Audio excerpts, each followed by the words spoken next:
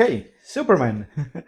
Okay, first of all, I'm not a DC fan. I began to read Marvel comics like a few years ago. I'm not an avid reader, to be honest. I read a few DC comics, but I'm mostly into Marvel. So this is a review of somebody who is not heavily into DC, but I actually enjoyed this film a lot. It's much better than I was expecting. So James Gunn really delivered an impressive film.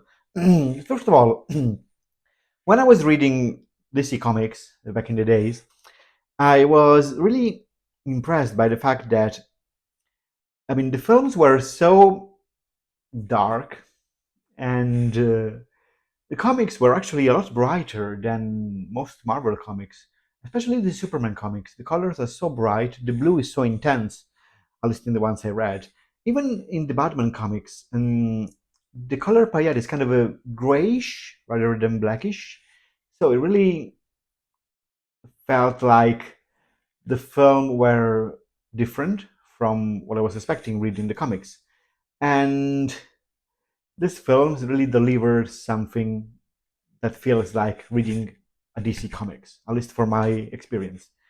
And it was time because when in 2008 Marvel began to with the cinematic universe, and they invented like the idea of a cinematic universe from scratch. So they took those characters on screen and with a film language, and after a few years they began to experiment a bit more to take some bits of the comic book languages and translate it into filmmaking. And I think we are at a period where when DC is actually free to do whatever they want, and to build a filmmaking style of its own, in a sense.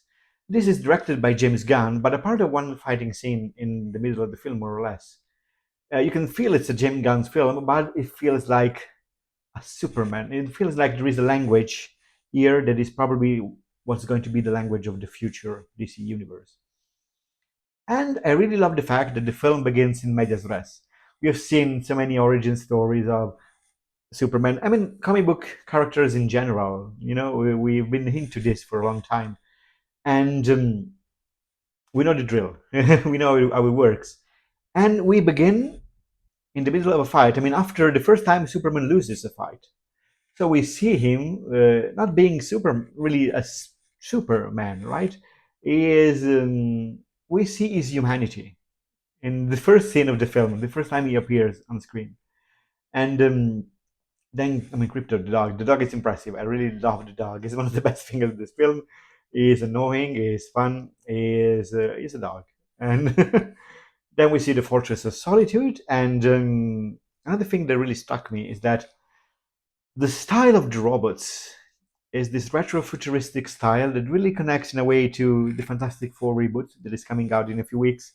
So it's really interesting that in the same month, in the same year, two different studios have been released film that has a connection in the style is kind of the same in a sense, or the same inspiration. They have the same inspiration, and it's kind of interesting. Maybe it is the sign of the times. Who knows? And then we see Superman healed by the power of the sun. This is the best way to introduce Superman to us. Yeah, after a fight, he loses, and the sun, so the universe, this planet, heals him. So even we believe we know Superman. This is the Superman of this film, and we get to know him in the first 5 minutes of the film. It's kind of impressive. I've loved it so much.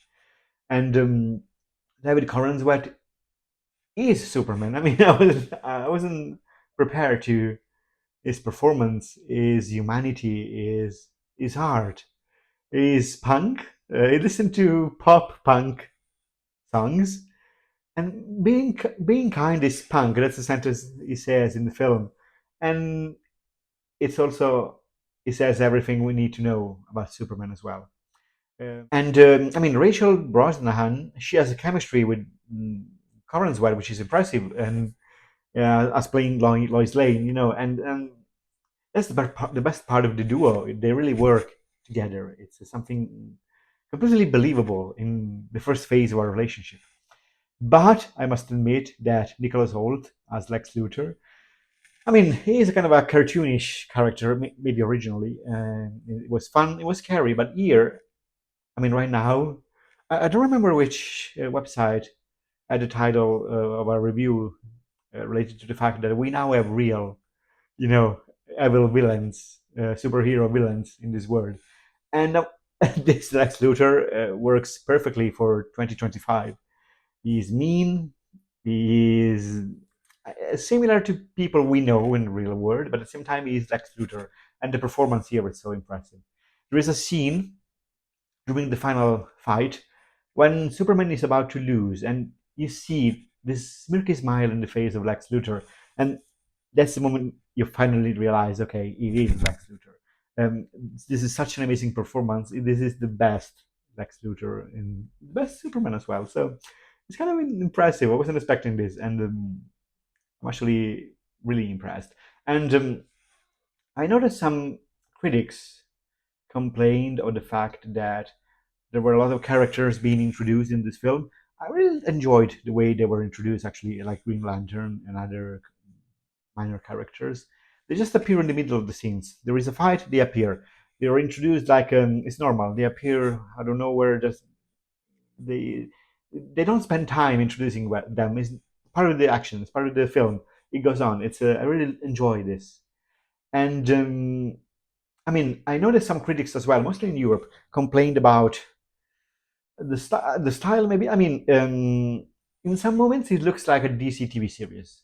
It has the kind of mood, and it's a bit of cartoonish in a sense. We are maybe used to respecting something more cinematic in a classic sense, but it actually works. And the moment you realize you're watching something different, that actually takes something from the comic book language and try to deliver it on screen in a way that is not entirely serious. It's Superman. It's optimistic, and the moment you understand this and you let it go with you go with the flow. Um, when you understand this is not the movie you might have been expected, and you, you get it. I mean, you just go with it, and there's nothing bad with it. I think I hope that the next DC Studios films I'm gonna have more or less the same style of this film. I hope that they're gonna build studio style, and the most film are gonna stick to it in a sense. At least that is the impression that I had while watching this. And another thing that I really enjoyed is that Jonathan and Martha Kent, they look real. They are real, and they are Midwestern. They have an amazing relationship with each other. The way they talk to each other, the way they talk to Clark, and I really appreciated this as well. And maybe the previous interaction of Superman was too forced in a sense. It wasn't realistic. Somehow this version of Superman is more realistic, even if it's not. It's more comic book oriented, and somehow is more realistic. Sometimes somehow it works. And oh, by the way, Jor-El. I'm not going to spoil this, but it's an amazing surprise. I wasn't expecting this, and yeah, I enjoyed that part of the film as well. The only thing I didn't like of this film, to be honest, are the mid credits and post credit scenes. I understand why they are there, but they don't build the universe forward. They don't give us additional information on the DC universe, and but they give us more information about Superman as a character, and he is Superman, but he is a human as well. And considering the times we're living now, this is probably the best version of Superman we could have had. He makes mistakes, but he wakes up every day and he goes on, you know. And this is the part of the character I enjoyed the most. And this is what makes a contrast with Lex Luthor and his view of the world, right? They really work with each other a lot. I also really enjoyed the fact that Superman is really a universal human figure in this film. So the film begins 3 weeks after this fictional country named Boravia, a post-Soviet ally of the United States, invades the neighboring Jarampur, which is kind of a fictional Middle Eastern country, and Superman stops this invasion. And then there is the Hammer of Boravia that fights him, defeats him, and then we got the beginning of the film, the first scene of the film, and so we got these geopolitical issues into this film. Also, we see that there are some things going on into the government of the United States, and that Superman actually stands for human values. And even if there are forces that are trying to stop him into getting into those issues, he goes there and he defends this kind of universal values, and Superman finally becomes a character everybody can be represented by, and not people of peculiar countries only. Everybody.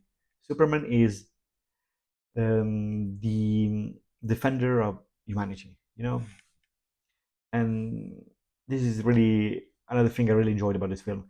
So, if I have to give a final vote to the picture, I would say to the whole film, I would say 8.5 out of 10. And I'm really looking forward to what DC Studios is going to do next. And to be honest, as a Marvel fan, I also think that when you are the only one doing these kind of things, it can be quite boring after a while. If you have a competition, it can be much more challenging. And in this case, you have finally you have the two most important comic books um, companies, at least in the US, that also are finally competing with each other in cinematic universes as well.